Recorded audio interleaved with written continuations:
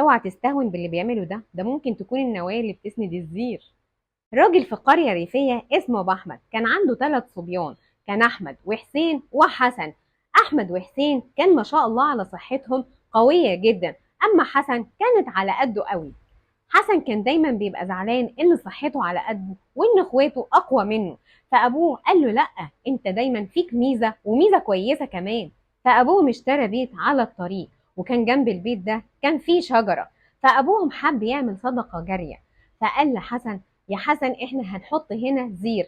بس حسن قال له: طب ازاي هنحط الزير وانت لازم تسفلت له من تحتيه علشان ما ينقطش الميه؟ حسن فضل يفكر يتصرف في موقف زي ده ازاي، وهو واقف بيفكر ودماغه عماله تجيب وتودي.